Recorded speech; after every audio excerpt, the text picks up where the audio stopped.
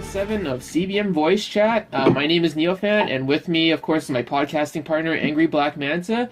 And today we're going to be talking a little bit about the brand new Marvel Netflix series, The Defenders. How are you doing today? It's been a great day, you know? Oh, that's fantastic, yeah.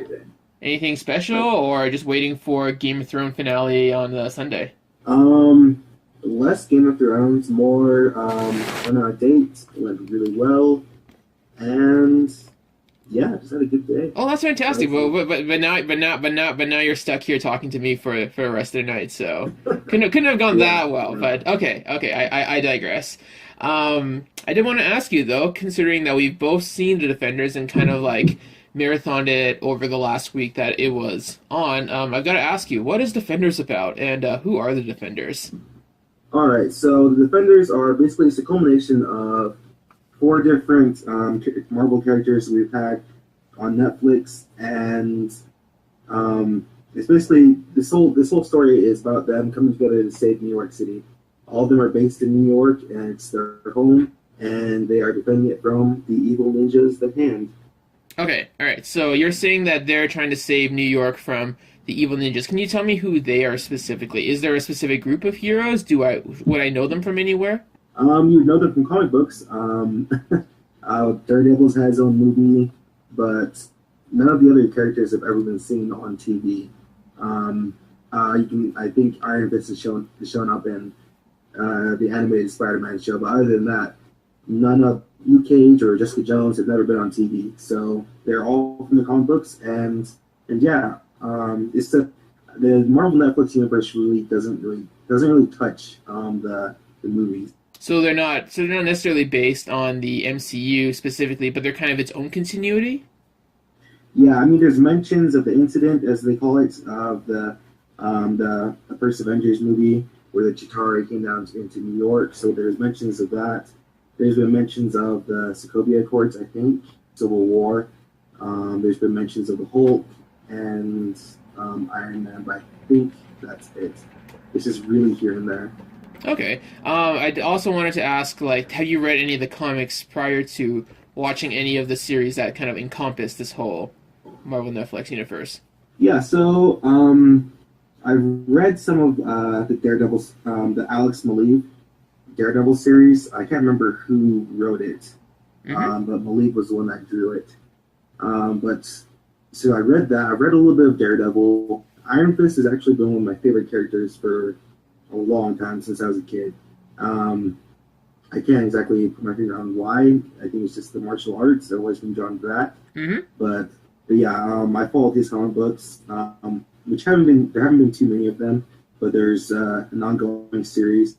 And then one of my favorite series actually is the Immortal Instruments. I think it's called Immortal Instruments. Immortal Instruments? Okay. Yeah, it's one of my top 10 comic book series. Oh, cool. Okay. Is that kind of like an Iron Fist spin-off type of book? Yeah, yeah, it's all about Iron Fist. But the heroes for hire, so Luke Cage, Colleen Wing, and Misty Knight, they make an appearance. But it's all about the Iron Fist, and the Iron Fist TV show actually kind of touched on this just a little bit. Mm-hmm. But it's basically, it goes through the history of the Iron Fist, because he's not the first one. Okay. And it goes through all the different people who have gone through the role. They touch on those, and they go through the different powers that the Iron Fist can have, just besides just punching through walls.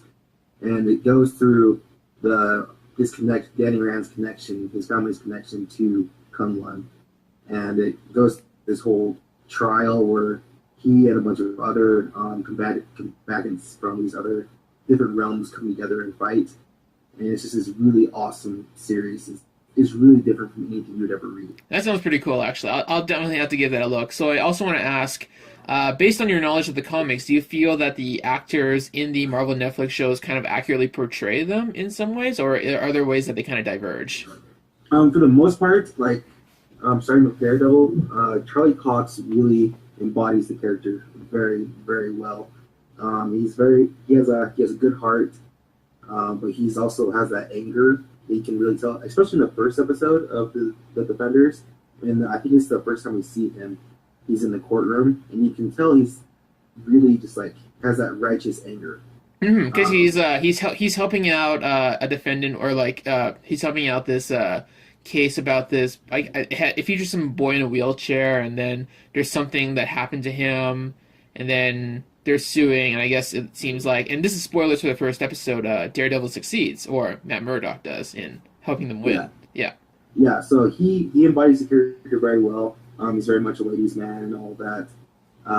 Luke Cage, Mike Coulter, he plays him also perfectly. This Luke Cage is a little bit more naive than the one in the comic books. Mm-hmm. The other guy has been around the block, so he's a little bit more hardened. Jessica Jones is different from anything that I've ever seen of her because the only exposure I've had to her is in the more recent comic books where she and Luke are spoilers, married and they have a kid, and she's like this. She's fierce, but she's also, she's a mother. She's a lot more polite. Have Mm-hmm. that edge Okay. to her. So they're kind of like in different stages at this point, or would you say that all of the characters in the in the Netflix shows are kind of like inexperienced year one, year two versions of the characters we'll eventually see in the comics? Yeah, yeah, that's her way to put it.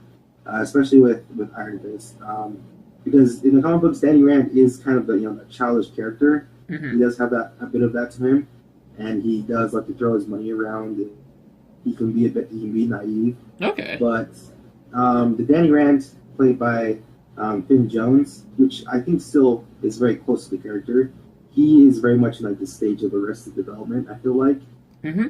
You mean like how so? Is he kind of like more brash or naive, or how does all of that the work? above, All the above? all of the Okay. yeah. I mean, and they go into it in the his series, but if you think about it, he was a kid when he landed in Kunlun, and the way that he was raised by the monks, they were taught to repress all their emotions, their rage or their grief. So I don't think he's ever really expressed all that. So he Okay. has that kind of aspect. Okay. Did you happen to watch all of the Iron Fist Netflix show? Because I never managed to. Oh yeah, I did. Okay, because I did want to ask. This is kind of like going into actual details of the Defender show itself. Is kind of the very first scene of the Defender show of episode one is someone on the run from like, I guess a ninja, and then Iron Fist is trying to stop that person from getting eviscerated. Is that something that kind of carries on from the end of season one of Iron Fist? So yeah, do you want me to just Yeah, tell you what yeah, happened no, at the yeah, end? Okay. yeah, absolutely. So at the end of Iron Fist, he and Colleen end up they're gonna go back to Kunlun, and they get to the mountain pass, and it's gone. The entire city is just gone. Hmm. And so you do get the idea that he is now going to be, because he kind of commits to chasing down the hand, but he's kind of going home first. And so when he finds that his home is gone, then yeah, it does feel like a natural way for his story to progress is that he's now hunting down these people, and it would start off where Benders did. Okay, so was there something the hand do to get rid of Kunlun? Is there a specific reason that we know of why it's not there anymore? That was something that I didn't like. They don't explain that in Iron Fist. Because you see them. He comes to the past, and you get a view of where the city would be, where Hmm. it's just completely gone. It's not like it's been burned down or anything, vanished. So it is really weird in the Defenders where it seems like the hand went in and slaughtered them, but we didn't see that happen or Yeah. get a hint of it. Okay. Yeah, that is kind of weird because now that kind of brings me to my next question about uh, who the villains are and what was their motivation. Because apparently they were trying to talk about getting back to Kunlun, but I guess a little bit of a light spoiler for the end of the series. That's not exactly what they're looking for. Yeah, no, I'm trying to pull up the cast list so I can get the names Oh, of the villains. of the hand members. I kind of thought they were cool because there's five of them and they kind of represent each like a finger of the so-called hand. Yeah, there's Alexandra, who was the main one, who I felt like should have stayed around for the entire thing. Yeah, There's I agree with that sentiment completely. I actually really like her as a character, and that's kind of a spoiler for a later episode. She doesn't last the entire way through. Yeah, and I don't know why these Netflix shows feel the desire to do that because that's happened a couple times now, Hmm. and it doesn't really end up working very well for them. But then there's also Bakudo, who was the villain for for Iron Fist. Okay, And yeah. It seemed like they were surprised because he apparently died in Iron Fist, but now he came back. Was there a specific reason, or was there a tease that he was going to come back for the Defenders? yeah, because like you don't even get the idea that he was resurrected because in Iron Fist he gets stabbed by Colleen, stabbed in the chest, and then he's on the ground and they turn away for a minute because they're fighting someone else, and then he's gone. He's down. Like you see a trail of blood down a sewer grate. Oh, cool. Okay, so is that part of like the properties of being a member of the hand that you kind of have like this enhanced healing factor or being able to survive those kind of hits? It certainly feels that way. There's definitely a supernatural kind of durability to them. But I'm really impressed with the actor Ramon Rodriguez because with his action scenes, the same thing in Iron Fist, he's really good. Yeah. You can see he's doing a lot of his own stuff. Yeah, I definitely agree. Yeah, he had a lot of cool like fight scenes, and he could use a sword. And there was that one kind of like moment near the end of the series where he was able to like use his sword to create like this line of fire, which Yeah. was a pretty neat touch. Is that kind of like a supernatural power, or do you think he was just like skilled enough to be able to create that kind of spark with his sword? No, that just seemed like he was skilled enough that he and Murakami were, that's the other guy's name. That was the one I was forgetting, was Murakami. It just seemed like they knew each other well enough and they were skilled enough that they were able to do something like that.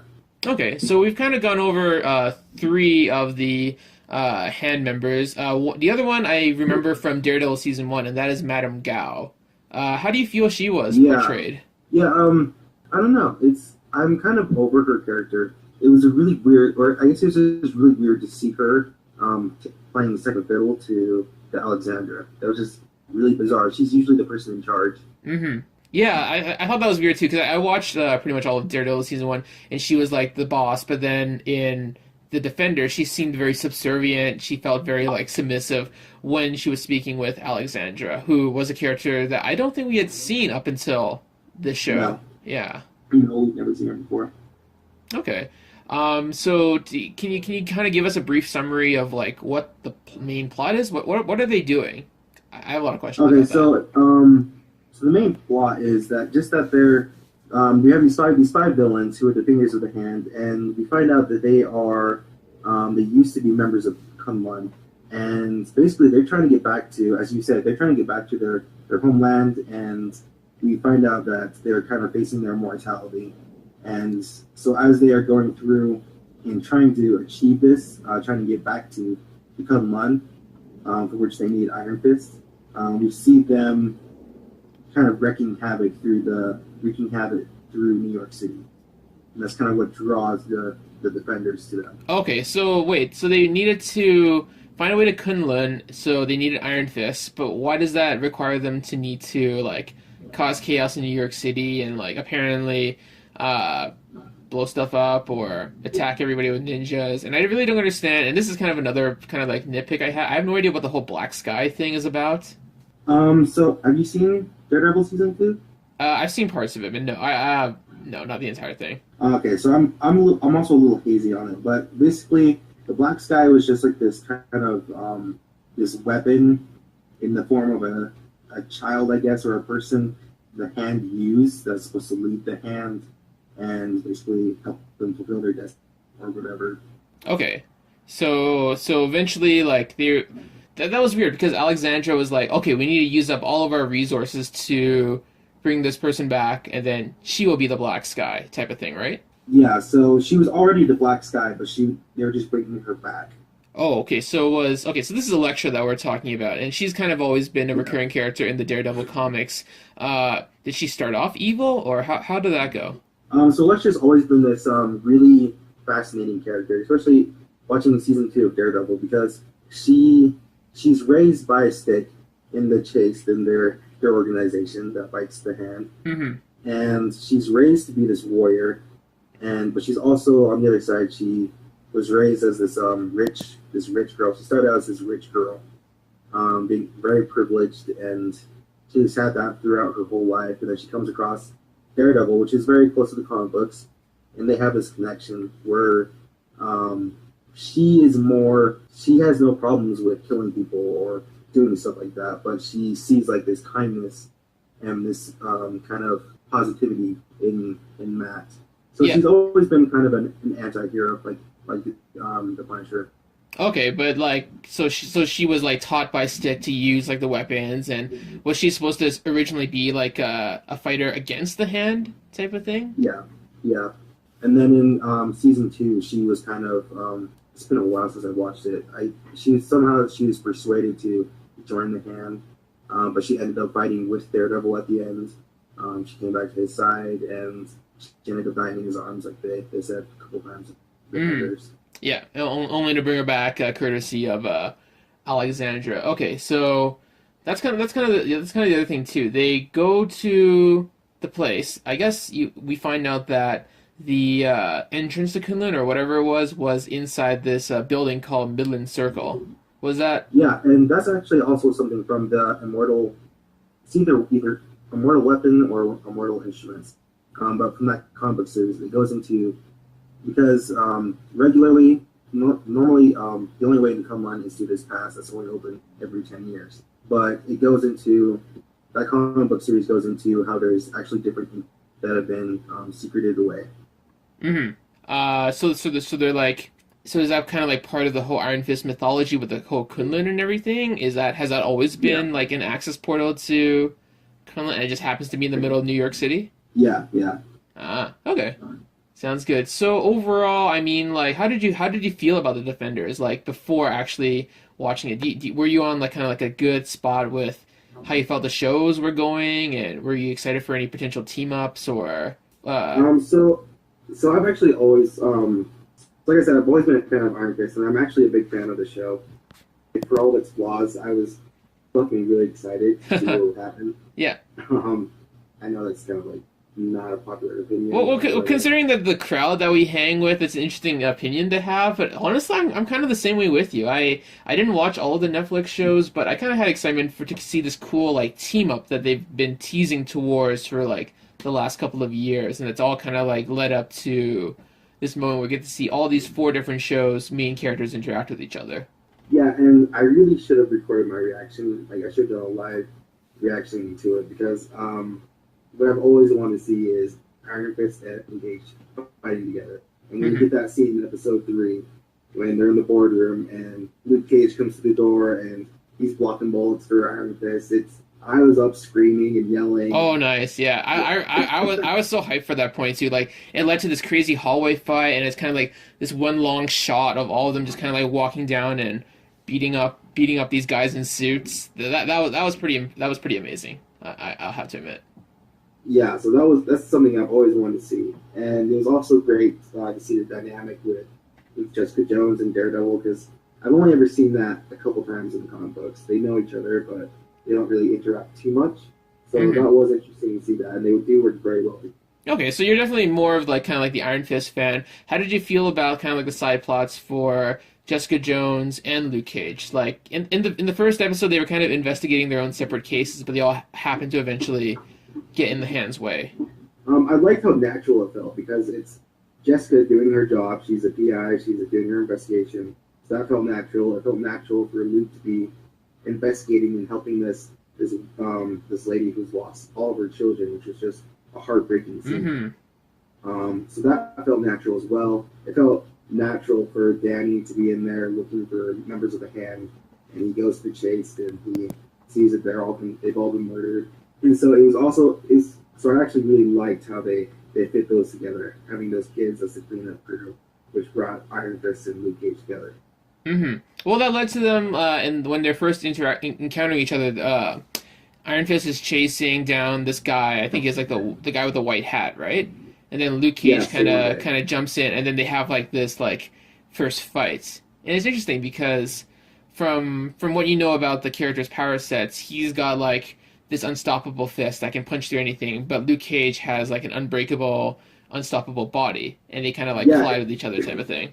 yeah, again, it's one of those moments that you've always wanted to see of I don't know, like Thor smashing his hammer on Cap's shield or something. It's just one of those things that you always want to see as is Luke Cage and Iron Fist going message.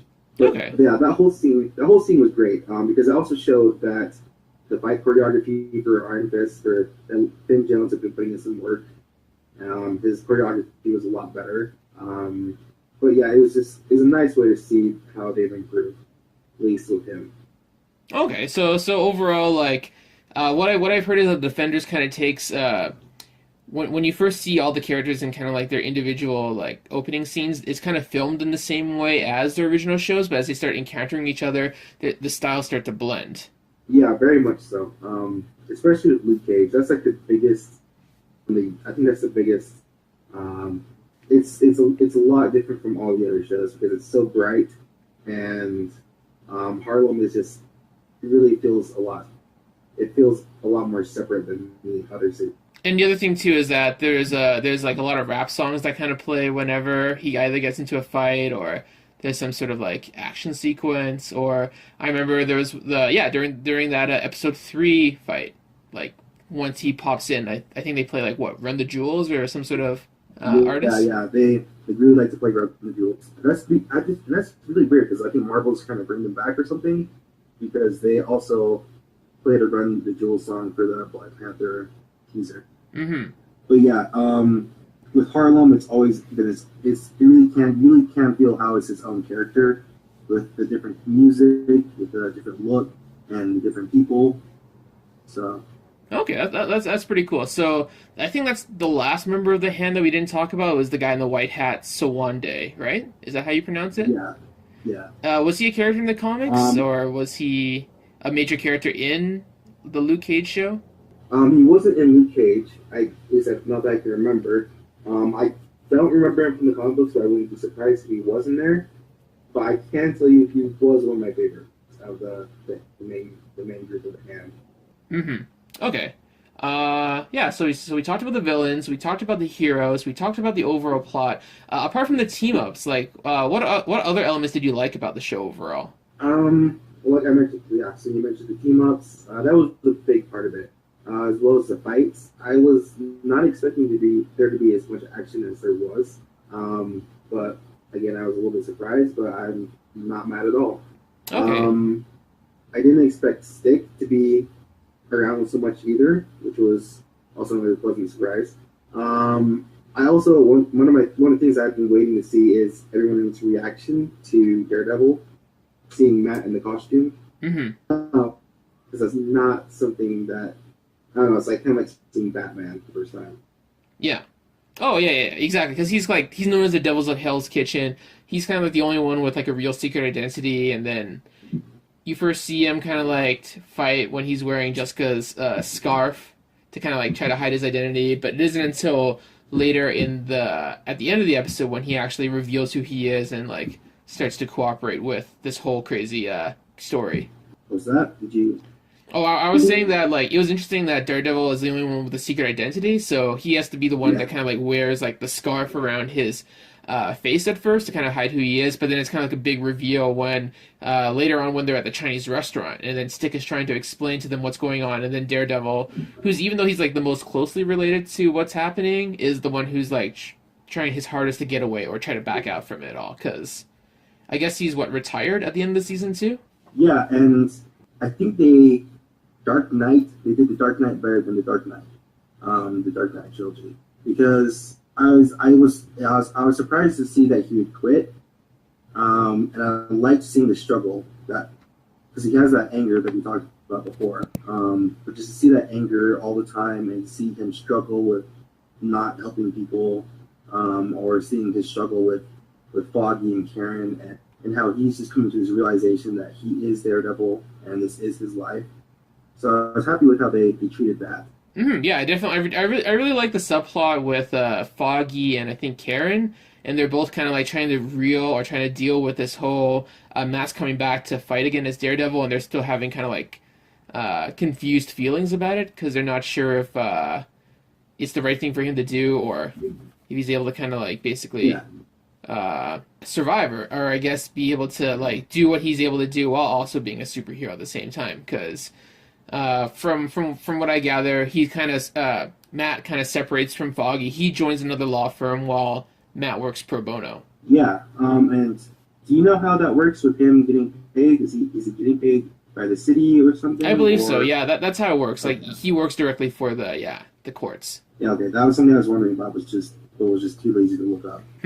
Um, but yeah, you mentioned the sorry to go back, but you mentioned the secret agent, and I really liked how they handled that because with the CW, they have a habit of revealing their characters' identities a lot. Oh yeah, yeah. It's kind of like a recurring joke, right? It's always like they try to keep it for a little while, but then it's revealed in the kind of the most innocuous way, and Yeah, it's it's like looking it's always silly. just like especially with the Flash, it's he has to get someone to trust him, so he takes off his mask to show them that they can trust him and he can trust them, and it's just stupid.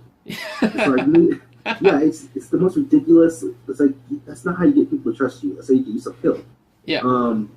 But I liked how they handled it in Defenders because and it's very much true that the comic books where Matt's identity is almost always in this threat or has been revealed.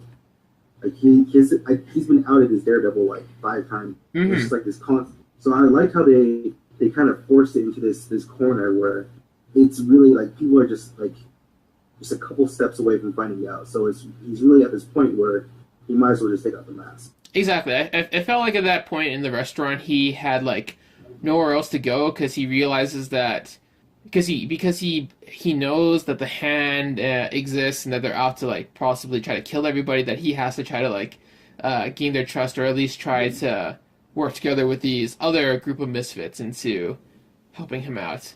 Yeah, Okay, that's actually one of my other favorite episodes too. Actually, because they're on the restaurant, they're all talking to each other. It's kind of like it's like their big banter moment. It's almost like that scene in Age of Ultron where everyone's in the Hawkeye's farmhouse and they're trying to regroup and figure out what to do next, type of thing. yeah, And then yeah, they have some good conversation. They make some jokes about like how Danny doesn't really understand what it's like as like a privileged rich white kid, and Jessica Jones has like these hang-ups because she's only concerned about protecting the family who kind of hired her. And Stick is like that one yeah, guy who's like, I've got all this crazy shit that I've got to tell you guys, but I don't think any of you will believe me, type of thing, right? yeah. And I'm so glad that you brought up the race thing because we know when Iron Fist was cast, when Finn Jones was cast, it was like this whole stupid thing about him being white, how it was whitewashing and it was this terrible thing.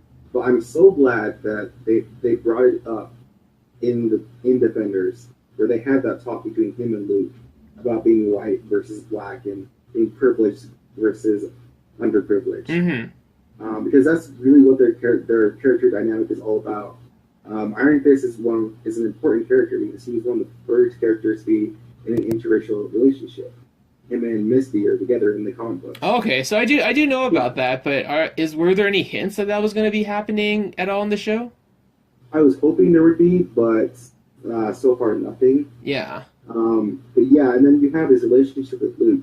It's not just about like because that was an argument people were making was, well, you can have him be any color and still have that dynamic, and it's like, no, you really can't because he has to. It's an important part of our history of white people and black people and how the cultures have clashed and how that whole history between those races. Mm-hmm. And they were able to hint at that and to kind of flesh that out a little bit. I wanted a little bit more, but they were able to hit on that, which I appreciate so much. Okay, and then yeah, there was that scene kind of like later on, or in a later episode where, for some reason, Danny is tied up to a chair, and then he has kind of like a talk, and they kind of like form a little bond with Luke afterwards because they both realize they're kind of like fighting for the same causes, or at least they both know they have each other's good intentions or best intentions at heart. Yeah. Okay. So, yeah. Were there any other parts of the show that you liked? I'm trying to think. The whole fight with Iron Fist and Daredevil, that was awesome. It was really cool to see Iron Fist take on everyone. Yeah, that part was interesting. I still felt that was kind of contrived because I wasn't really sure why Danny was being so like weird about the whole thing. I guess it kind of makes sense because they're trying to force him to stay there because he is like the main person that the hand wants to take. But I don't know. I felt that part was a little bit confusing. But it was cool to see them all fight like that. Yeah. I'll take it just for that action scene. Mm-hmm. But yeah. What about you though? Was there anything that you like? One of your favorite parts of the show? Yeah, definitely. I definitely like all the hallway fight scene, them talking to each other in the restaurant. There's a lot of fights with Elektra and Daredevil that I thought were really well done, and it's kind of like, Yeah, it's almost kind of like a tragic romance about how they're like fighting each other, and yet he's trying to not like do anything really bad to her because he still believes that there's some good inside of her, and how she, and this is also spoilers, slowly realizes that she is who she is and kind of does her own thing and becomes in an essence the real villain, or definitely one of the main villains of the show overall. yeah. How did you feel about her character arc? How and her part in this whole story? I didn't really watch all this Daredevil season 2, so I wasn't super familiar with her character. I could kind of get a glimpse that she and Matt had a prior relationship and worked together. I thought there was a couple of moments where kind of like when she starts training and she kills kind of like all these ninjas, and it makes me think back to what Alexandra was saying about using up all of their resources to help resurrect her, and now like she's just throwing all these like people at her, and they're all dead at the end. I thought that part was weird. And to be honest, there was one point, I think this was near at the end of one of the episodes, where there was this really long scene with Elektra going into Matt's apartment and kind of having Yeah, like these long lingering feelings about what it was like in the past before the episode ends with her kind of like sleeping on his bed. And I thought that part was kind of weird because not only did it kind of go on too long, but it didn't really have a point, and you didn't really understand what it was about until the beginning of the next episode. yeah. So okay, so that is actually from something from season 2 of Daredevil, where she was injured at some point and she was in his bed for she was laid out for like a couple days or something, and I think that's when they had this conversation about running away together or something, because they talked about that at the end of season 2 for Daredevil. They were going to leave together. So I did. So I actually liked that part, calling back to that. Okay, But yeah, exactly. It's a callback that makes sense. but yeah. So you mentioned the resources, and that was something that really confused me too, because it sounded like at the beginning of the series they were talking about they're running out of money or something, but then later you find out they're running out of, I guess, powdered dragon bone or Hunter something. Dragonbone. Okay. Yeah, so I'm guessing they don't have a shortage of people or money or anything. It's just their the dragon bone that they've run out of, I guess. Okay. Well, I guess that makes sense because I think what was it? The Dragon Bone was what they eventually found their way into at the end of the season, and that's kind of like how they gained their immortality, right?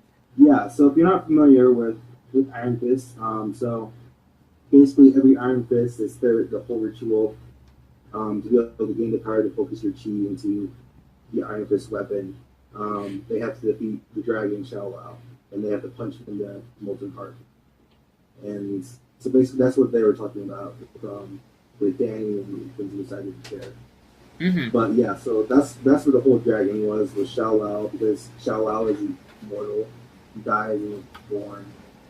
So I guess that kind of works, but it just did feel weird that that's what they were after. Because I was fine with them just trying to like, take over Kunlun or whatever. Yeah, But yeah, because that was it essentially the didn't plot. feel They were trying to get into Kunlun, or that's what you thought they were trying to get into, but it's really uh, try to get into the room that allows them to get these things that make them immortal or keep them being immortal. yeah. If there's anything I didn't appreciate about it, about this series was just the villains and I guess it's like the supporting characters, so it just wasn't enough. I think they would have benefited if they had done 10 episodes. Really? Okay. Okay. Yeah. So I wanted to learn more about Murakami because with the amount that we were shown, I feel like they should just use Nobu again. Even though he's died like 3 times, I would have just been more comfortable if they used him because we actually had more time with him. But yeah, it was just a lot of problems stemmed from the villains with how they treated Alexander's character at the end, the resolution of the villain. I'm pretty sure Madame Gao is still alive somehow. Okay, probably. Well, at the end, she was kind of like inside the cave when it collapses at the end. But no, knowing her, if there's no body, she's probably still out there. Yeah, and yeah, so it didn't feel like there was like a final note to the villain, I guess. Okay. What kind of a supporting character subplot would you have liked to see more of? Like, which characters do you think needed more time to be fleshed out? Definitely Trish. She is probably one of the best parts about Jessica Jones. Jessica Jones is probably my least favorite of the series, Mm-hmm. mainly because none of the characters experience any development except for Trish and no. So I would have wanted to see more of them working with Foggy and with Karen and with Misty. Maybe have an episode that was more centered on them actually, Okay. and them helping out their friends and their family. So basically, like more interactions between the side characters, especially with long established characters who've known each other. I think, like for example, Colleen and Misty have like a Yeah, partnership yeah, in the comics as well. yeah. I mean, that was this. I felt like that was really cheapened because they get like one scene where they are talking, and I think that's it. But in the comic books, they have like this huge friendship. They are sisters. They own a dojo together. They own a business together. They are inseparable, and all we get is a little acknowledgement Yeah. over. Okay. I guess yeah. That is that part was kind of odd because yeah, I do agree that the side characters didn't really end up doing anything because they there was that one point in the episode where they're all kind of like asked to be to stay inside the police station, and that was like kind of like the show's way of like hand waving any of them actually going out to do stuff because it was all like, oh, you guys stay in here because there's a bigger threat and these people's loved ones could be lost at any time. So it felt like kind of like a cheap way to throw them all in a room together. And I guess with only like a few exceptions, they don't really talk to each other that much. Yeah, and it's like it's really disappointing as well because the last time that Foggy and Matt are together, Foggy is finally kind of accepted his role as Daredevil. Kind of like I mean he says he's hoping that this is the last time, but he helps him, he gives him the suit and everything, and it was finally nice to see him supporting Matt instead of being that whining, I annoying. remember that from the first Uh, season. He was very like against the whole Daredevil thing and constantly telling him that you're threatening our partnership, so on, I'll leave you type of thing. yeah, and man, that's the one scene that got me was at the end where you just see the open door and Matt doesn't come through. Yeah, I really like that That scene was too. yeah, So it's like, and the aftermath of the whole final battle thing, all of the other members of the Defenders, except for spoilers, Daredevil, because he doesn't seem to make it, they all kind of like get out of the building after or before it collapses, and they kind of walk slowly back into the police station, into the waiting arms of their companions and side characters. But when Karen and Foggy continue to look, Matt never shows up. yeah, and it was just such a beautiful way to do it as well. You have to have one of the other characters go, well, he didn't make it or whatever. It was just a nice silent moment and see the hopefulness on their faces, and then you just see it taken away. Mm-hmm. Cause I do like how there at the end of the last episode there was quite a bit of time devoted to kind of like an epilogue to kind of showing what these characters are doing after the whole events in Midland Circle. So it's kind of like Karen and Foggy are trying to move on, and everybody else is kind of like doing their own thing and slowly uh, realizing how much of a bigger part of the plot they were. And then there was that kind of a cool tease with Iron Fist, kind of like. Uh, on the rooftop, and it seems like he's gonna try to be a new type of vigilante as well. Yeah, and it also looks like he's wearing kind of a version of his current suit in the comic books. Just kind of like it looks kind of like a tracksuit. So it looks like he's gonna start being a vigilante. He's gonna take up that role. Okay, yeah, well, that'd be a cool plot line for season two, especially if season one was more about him kind of like coming in back into the the the the regular world and trying to fit in after his time in Kunlun. Yeah. Oh, so before we forget, I wanted to ask you how you felt about the whole Colleen's role in the last episode To be and the honest, whole. yeah, because she was the one character who kind of like gets out of the police station, kind of like participates in the fight. She kind of duels Bakuto a little bit with the swords and everything, and she was the reason, or well, she was like about to be eviscerated when Misty all of a sudden intervenes, and that kind of leads into something that was apparent in the comics, which was Misty losing her arm as a result. Yeah, I actually kind of cheered I know people's reactions were probably cries of horror or whatever, but I actually vocally expressed my enjoyment watching her get her arm cut off. Getting your arm chopped off. Which I was waiting for That's it, interesting. Okay, okay. and I want her to get that robot arm Yeah. so badly. So I didn't feel bad at all when that happened. Because they were kind Except of for when you hinting at see that, it. yeah, because she's in the hospital, Yeah, and then it was like, oh, Danny owns the whole thing. He has like all the state of the art technology, or like care and type of stuff. yeah, yeah. But yeah, the whole I don't under like Halloween can be kind of frustrating. Just with that whole the whole conversation of them deciding whether or not to bomb the place, it just felt so out of place. And it felt like a gimmick. You know that as soon like as soon as as soon as you realize that she has those explosives, you know someone's gonna die, someone's gonna get left behind or something. There's gonna be sort of like a casualty, as it typically is with like these superhero blockbuster things. You got to show the stakes. Yeah, yeah, and yeah, I think I just feel like the whole last episode could have been better.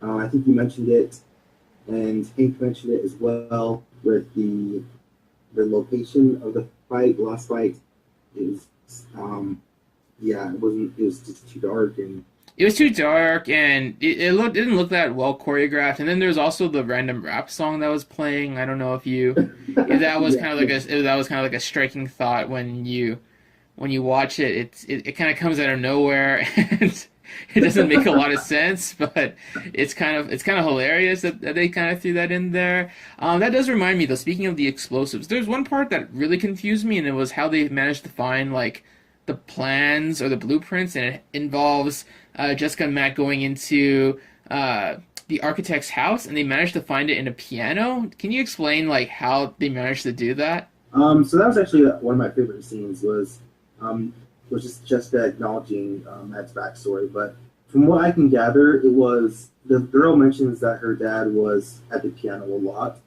in the middle of the night, and I'm guessing it was just I don't know that It seemed like a very lucky break, but I guess yeah, I can kind of get an idea if the daughter had said, "Oh yeah, he's there all the time." It's kind of like an obsession that he's always there at the piano, and that leads to investigating it. yeah, and it's also a hiding place I didn't think of or had thought of before. I guess just putting it under the lid of the piano, so it was kind of neat. Yeah, pretty much. I guess it kind of works, even though it did feel like a lot of like fetch questing. Like, okay, we got to go find the plans for this thing. Oh, we've got to head to this Yeah, area. Oh, we need the other plans. We got to figure out. Oh, we got to figure out if we want to blow up the building to stop whatever. And then that, yeah, I guess yeah, that part I don't necessarily think worked out super well for me, but it kind of makes sense because you're trying to like establish not only why they have to go there, what they're looking for, but also because there was that one part at the end of the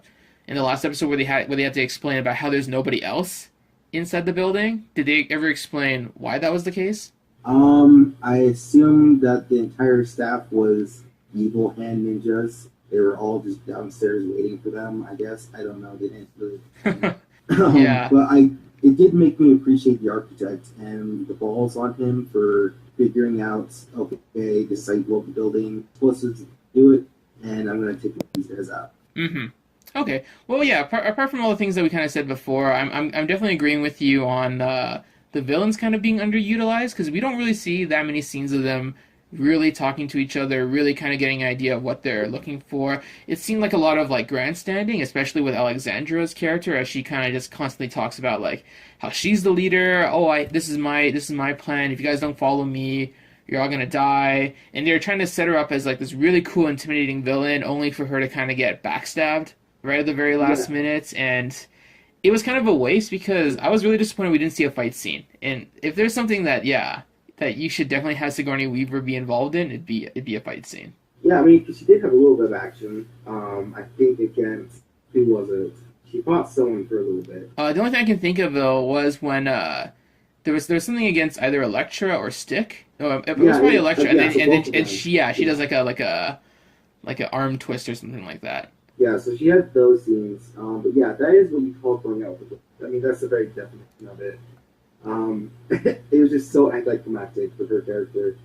And yeah, I expected more from, I guess, either psychological or just physical prowess from the villains, because that was what I appreciated about the Sawande character, was that story of how he took out all those guys when he was captured the first time without even doing anything. So I wanted to see more of that from the other characters, to get more story and background on their characters as well, see who they kind of were.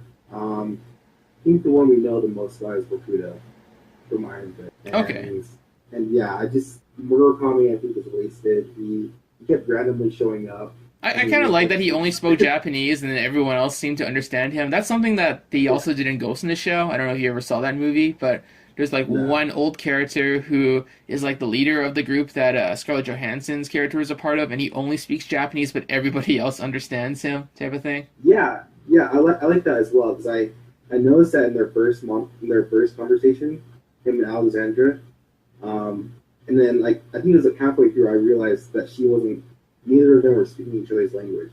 I thought that was really cool. Yeah, exactly. Yeah, it's kind of like a neat little element, and it helps because I usually watch all my Netflix shows with subtitles anyway, so didn't really change. Yeah, it didn't really change too much with how I watched it. But yeah, so overall, how'd you like this series as a whole? Does this rank high on all your Netflix Marvel series top 10 lists or top lists? Yeah, it does. So it's right below Daredevil season 2. So I have Daredevil season 1, 2, Defenders, Iron Fist, Luke Cage, Jessica. Was Iron Fist kind of like in between there, or I missed that one? Yeah, Iron Fist is right after Defenders. Oh, okay, right after Defenders. Okay, well, that's good to know then, because yeah, overall, I thought it was an okay show. There were a lot of like plot elements I kind of weren't super sure about, but I think the way that you explained them all to me, it kind of makes sense. And overall, I think it's gonna be one of those things where I don't think I would appreciate the show as much because I didn't watch all of the prior Marvel Netflix series because, well, on the one hand, I'm not super familiar with the characters. On the other hand, I have too much other TV shows to watch, and I always think that, because it's Netflix, I can always just come back to that at any time. I don't even have to, like, worry about it going away anytime soon. So it's always kind of like on the back burner.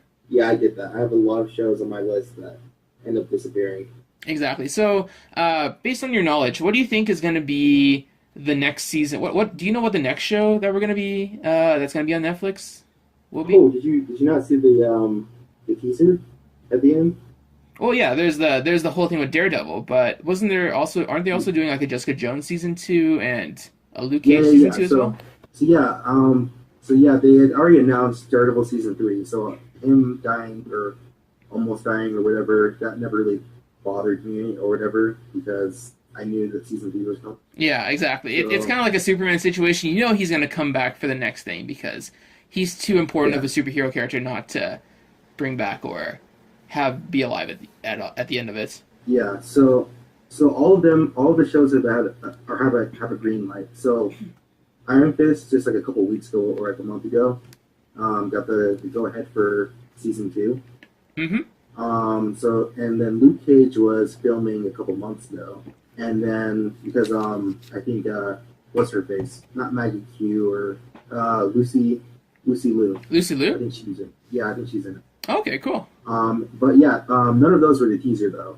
No, you can explain it. So at the very end, it's like you have to wait after the credits and everything. So there's a Punisher teaser. Oh, there's a Punisher. Oh yeah, I completely forgot about that. Yeah, I know he was a character in Daredevil season 2. I remember. Yeah, they're doing a show with him as well. Yeah, so you should look up that trailer, that teaser. It's just really good. It's really short. It's about like a long. Okay. But yeah, that one comes out this year. Oh wow, cool. That's pretty fascinating. The other thing I was thinking about was the end with Daredevil. He's kind of like all bandaged up and he's kind of like lying on a bed. Do you know if that's from anywhere in particular? So I had two ideas for that because I think it's been confirmed that they're going to be adapting the Born Again storyline in comic books. Mm-hmm. Which I don't think I'm too familiar with that one. I'd have to look it up. So there's that, and then also I believe one of the nuns says, "Go fetch Sister Maggie." I think that's the name of his mother. Mm-hmm. Okay. If you didn't know, in the comic books, his mother abandoned him and his father, and he later finds out that she's a nun. Oh wow! Really? Wow! I had no idea. That's actually pretty cool. Yeah. So I'm hoping that's what's happening. Oh, that's a really good teaser for season 3 for Daredevil. Yeah, so it's going to be interesting to find out how he survived. I have a theory for that, but yeah, it'll be interesting to see what they do. Okay. Is there anything else that you're looking forward to? Are there any other Netflix shows that you know are in the works, or do you know who they should be I'm definitely focusing on? just I'm just excited to see the Punisher, like Hank just said in the comments. The Punisher. Yeah. John Bernthal is one of my favorite actors, and I think it's a travesty that he wasn't nominated for an Emmy for his role as the Punisher Mm-hmm. season 2. So hopefully this will be his time to shine. Okay, sounds good. Yeah. Well, personally, myself, I'm gonna have to start watching and catching up with all these shows, especially if I'm gonna talk with you again about the first season of The Punisher and whatever comes up, because I am interested in these characters, and I'm definitely gonna have to check out that Immortal Instruments series that you mentioned earlier on in the episode for Iron Yeah, Fist, because I really do like his character. I did read some of the issues of the Matt Fraction comic, but didn't manage yeah, to that's finish the it. whole thing. Yeah. So, Yeah, it's Matt Fraction or Faction or whatever his name is, and Ed Brubaker. I think. okay. I'm looking up right now. Sounds good then. So yeah, well that's probably that'll probably wrap it up for this episode of CBM Voice Chat. Thank you again, Angry Black Manta, for talking with me. And I think in the next couple of weeks we got to do something else again. Maybe talk about all the other crazy, maybe talk about all the crazy DC EU news that's been kind of popping up over the last week, and seeing where any of that leads. Yeah. Okay. Sorry. So it is. I don't know where I got Immortal Instruments from, but it's just Immortal Iron Fist. Mortal Iron Fist. Okay, okay. I did read the first few issues of that, but I haven't picked up like the full trade or anything for that. So I'll definitely have to look that up. All right. All right, well, sounds good, man. Well, thank you for being here, and I'm gonna edit this bad boy up right away. And yeah, I'll see you again for next week or next time. All right. See you then. Great, thanks.